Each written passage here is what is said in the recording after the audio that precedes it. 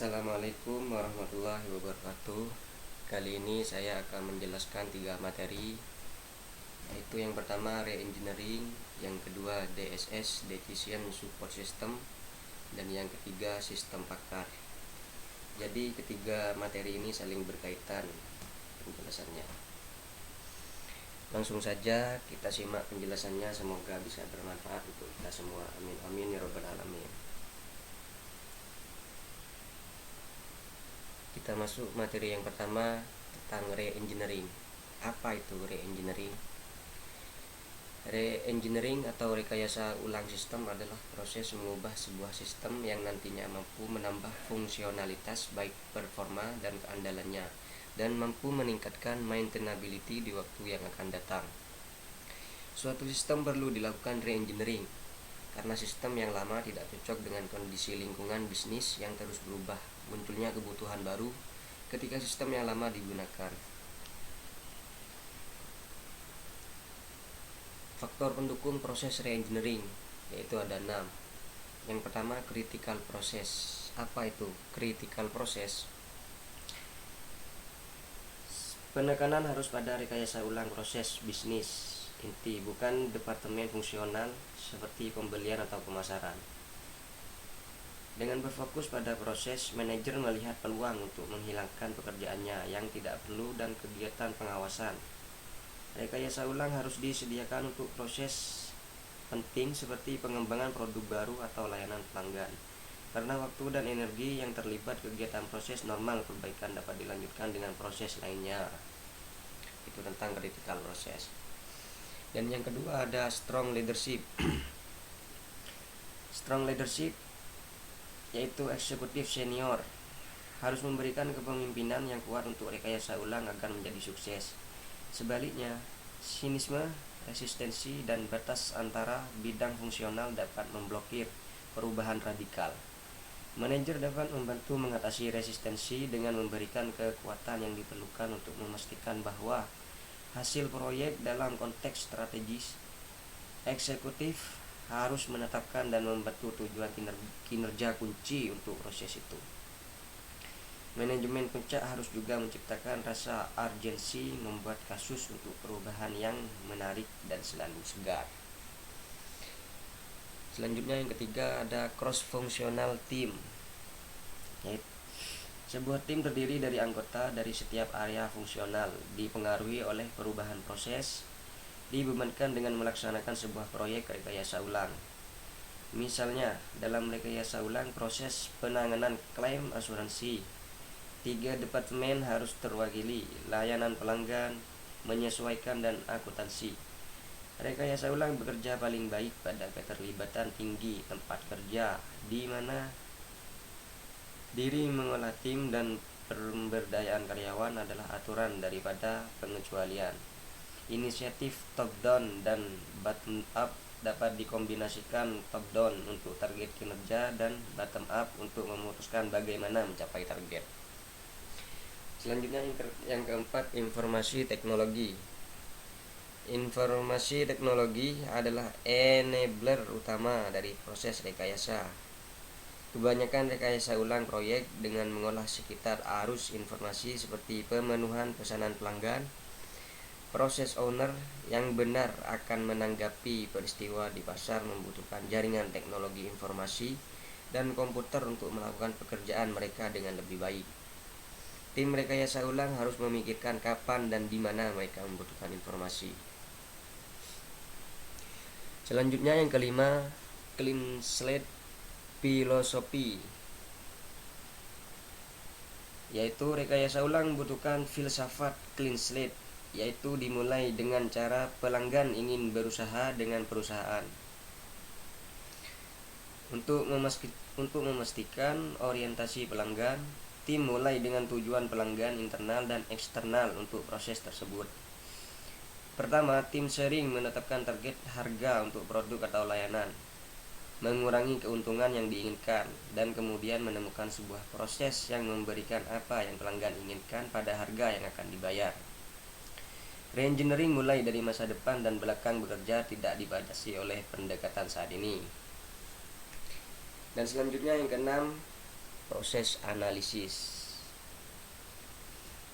Meskipun clean slate filosofi tim re-engineering harus memahami beberapa hal tentang proses saat ini, pekerjaan yang dilakukannya seberapa baik melakukan dan apa faktor yang mempengaruhi itu. Pemahaman dapat mengungkapkan daerah pemikiran baru akan memberikan hasil terbesar. Tim harus melihat setiap prosedur yang terlibat dalam proses di seluruh organisasi, merekam setiap langkah, mempertanyakan mengapa hal itu dilakukan, dan kemudian menghilangkan jika tidak benar diperlukan. Informasi tetap relatif terhadap persaingan proses by proses juga berharga.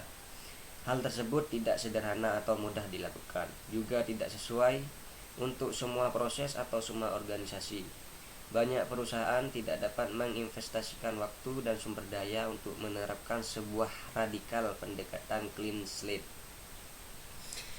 Itu penjelasan dari faktor pendukung proses re-engineering. Selanjutnya, BPR, Business Process Re-engineering. BPR atau Business Process Re-engineering adalah sebuah gambaran untuk mencapai peningkatan yang tinggi.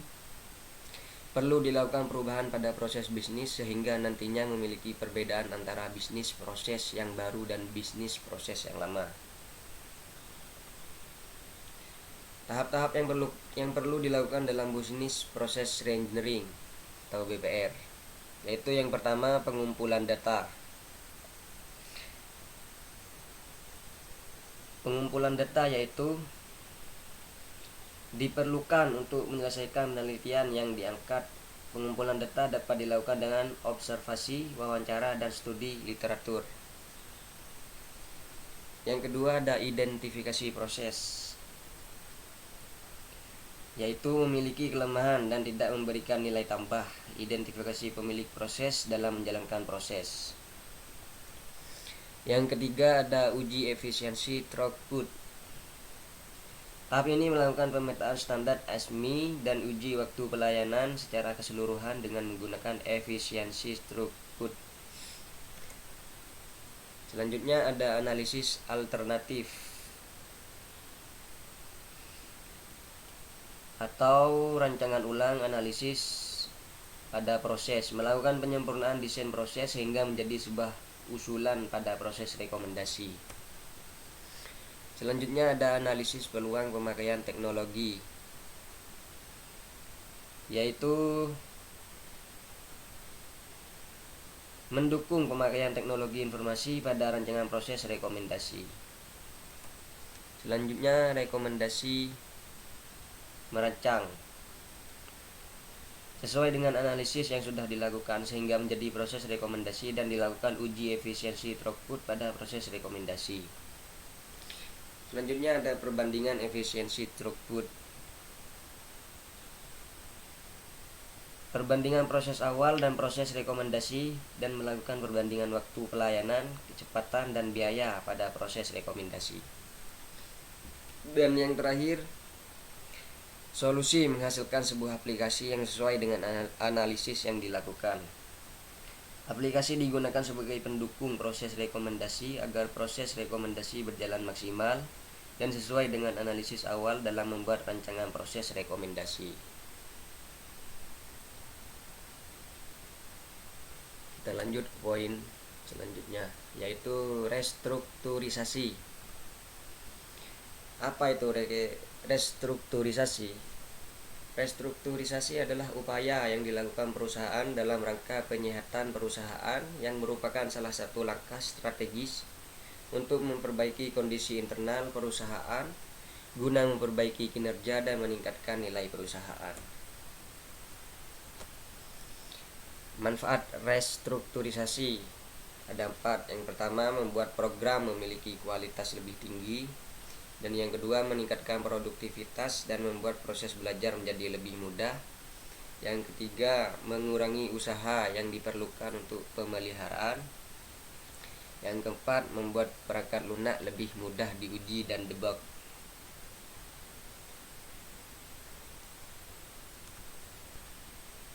Forward engineering yaitu proses tradisional perpindahan dari logika dan abstraksi tingkat tinggi, perancangan implementasi yang independen untuk implementasi fisik dari sistem.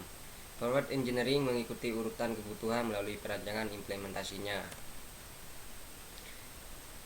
Selanjutnya ada reverse engineering, yaitu proses menganalisa suatu sistem untuk mengidentifikasi elemen-elemen sistem dan antar hubungannya berdasarkan sistem yang ada, serta untuk menciptakan dokumentasi dalam tingkat abstraksi yang lebih tinggi dari sekarang. Yang kedua, untuk mendapatkan gambaran proses pengembangan sistem dari awalnya, tidak mengubah fungsionalitas sistem yang ada, diterapkan untuk sistem yang tidak ada dokumentasinya. Ini gambaran model proses rekayasa ulang.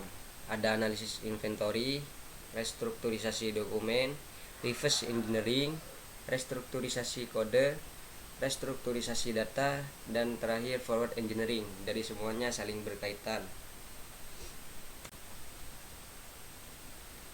Next, selanjutnya kita masuk ke materi yang kedua, yaitu tentang DSS atau Decision Support System. Apa itu DSS, Decision Support System? DSS adalah bagian dan sistem informasi berbasis komputer termasuk sistem berbasis pengetahuan atau manajemen pengetahuan yang dipakai untuk mendukung pengambilan keputusan dalam suatu organisasi atau perusahaan. Dapat juga dikatakan sebagai sistem komputer yang mengolah data menjadi informasi untuk mengambil keputusan dari masalah semi terstruktur yang spesifik. Jenis-jenis Decision Support System.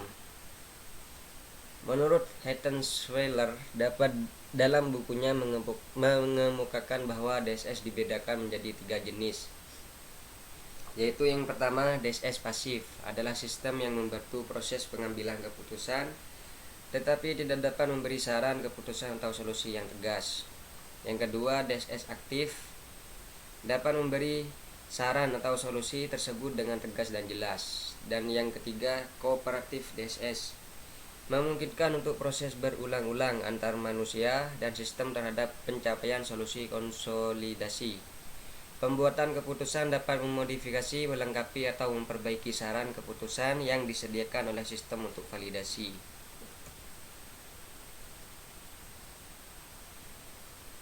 Menurut Turban tahun 1999, komponen sistem penunjang keputusan dapat dibangun dari subsistem berikut ini. Yang pertama, subsistem manajemen data meliputi basis data yang berisi data yang relevan dengan keadaan dan dikelola software yang disebut DBMS atau Database Management System.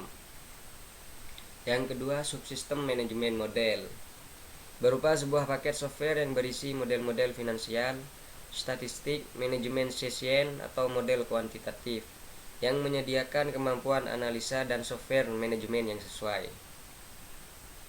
Yang ketiga, subsistem manajemen pengetahuan atau knowledge management subsystem merupakan subsistem opsional yang dapat mendukung subsistem lain atau berlaku sebagai komponen yang berdiri sendiri atau independen. Dan yang keempat, subsistem antarmuka pengguna atau user interface subsystem merupakan subsistem yang dapat dipakai oleh user untuk berkomunikasi dan memberi perintah menyediakan user interface. Dan yang kelima, pengguna atau user, termasuk di dalamnya adalah pengguna, user, manager, dan pengambil keputusan. Sedangkan menurut Jogianto tahun 2003, komponen sistem penunjang keputusan terdiri dari sebagai berikut. Yang pertama, dialog manajemen atau user interface, yaitu komponen untuk berdialog dengan pemakai sistem. Komponen ini di dalam sistem informasi merupakan komponen input dan komponen output. Yang kedua, model manajemen, yaitu komponen yang mengubah data menjadi informasi yang relevan. Model-model yang banyak digunakan di sistem penunjang keputusan adalah model matematika, optimasi seperti linear programming, dynamic programming, dan lain-lain. Yang ketiga, data manajemen, yaitu komponen basis data yang terdiri dari sebuah basis data yang dapat diakses. Seperti halnya sistem informasi pada umumnya, sistem penunjang keputusan juga mempunyai komponen lain, yaitu komponen teknologi dan kontrol. Komponen teknologi terdiri dari perangkat keras dan perangkat lunak. Perangkat lunak spesifik yang digunakan oleh DSS misalnya spreadsheet, database management system, dan query language. 3 komponen dasar dari rancangan DSS adalah yang pertama database atau basis pengetahuan, yang kedua model yang meliputi konteks, keputusan, dan kriteria pengguna, dan yang ketiga user interface atau UI. Tahap-tahap decision support system. Ada 4 tahapan yang perlu diperhatikan dalam decision support system, diantaranya intelligence, yaitu mencari kondisi yang akan digunakan untuk memanggil atau meminta sebuah keputusan. Yang kedua DESIC, yaitu mengembangkan dan menganalisis alternatif tindakan yang memungkinkan dari solusi. Yang ketiga choice, yaitu memilih tindakan di antara 2 tahap sebelumnya. Dan yang terakhir implementation, atau memakai tindakan yang dipilih dalam tindakan situasi pengambilan keputusan. Next, kita masuk ke materi yang terakhir, yaitu tentang sistem pakar atau expert system. Sistem pakar merupakan kumpulan pengetahuan atau basis pengetahuan dari beberapa pakar yang digunakan untuk memecahkan suatu masalah. Pada sistem pakar digunakan representasi pengetahuan berupa rules, yaitu if then, sehingga suatu sistem pakar merupakan kumpulan dari beberapa rule. Keuntungan sistem pakar ada 6. Yang pertama, memungkinkan orang awam mengerjakan pekerjaan para ahli. Yang kedua, bisa melakukan proses secara berulang secara otomatis. Yang ketiga, menyimpan pengetahuan dan keahlian para pakar, khususnya untuk pengetahuan yang langka. Yang keempat, mampu mengambil dan melestarikan keahlian pakar. Yang kelima, memasukkan faktor ketidakpastian. Dan yang terakhir, menghemat waktu dalam mengambil keputusan. Kelemahan sistem pakar ada 3. Yang pertama, sistem pakar biasanya dipakai hanya pada bidang tertentu sesuai dengan kepakaran. Yang kedua, penambahan pengetahuan baru bisa mengubah program secara keseluruhan. Dan yang ketiga, kepastian dalam sistem pakar hanya berupa pendekatan saja.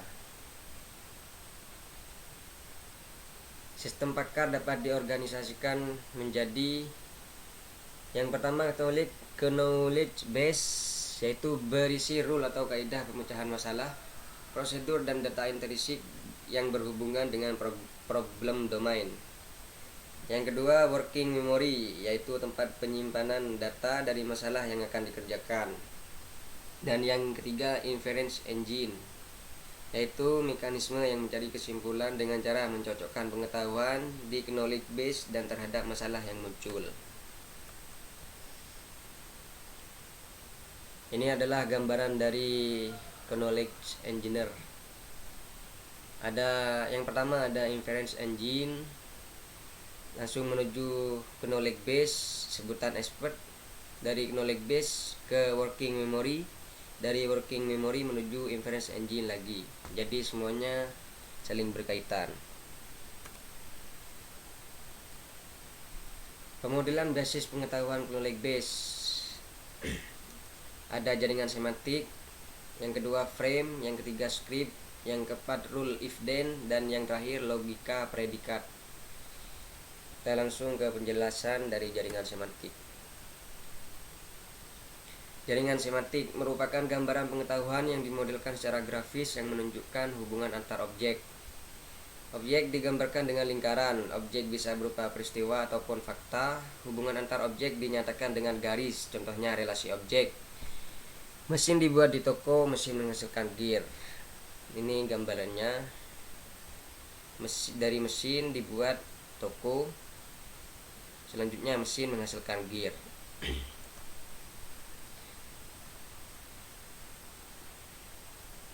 Selanjutnya frames, berupa tabel dengan tiap slot bisa berisi fakta, objek, kelas dari objek, situasi, dan kejadian.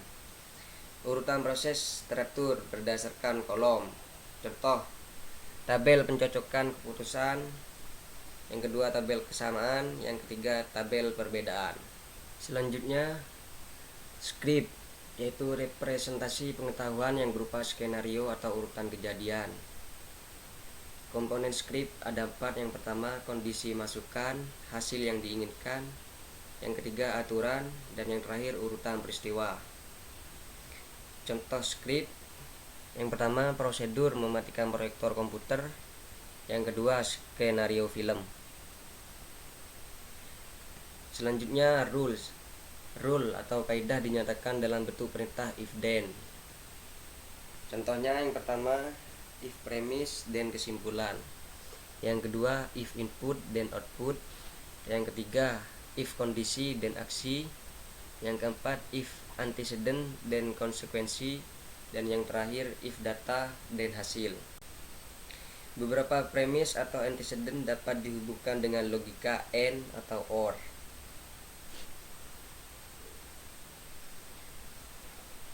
Mungkin itu saja yang dapat saya jelaskan tentang 3 materi, yaitu yang pertama re-engineering, yang kedua tentang DSS, dan yang terakhir tentang sistem pakar.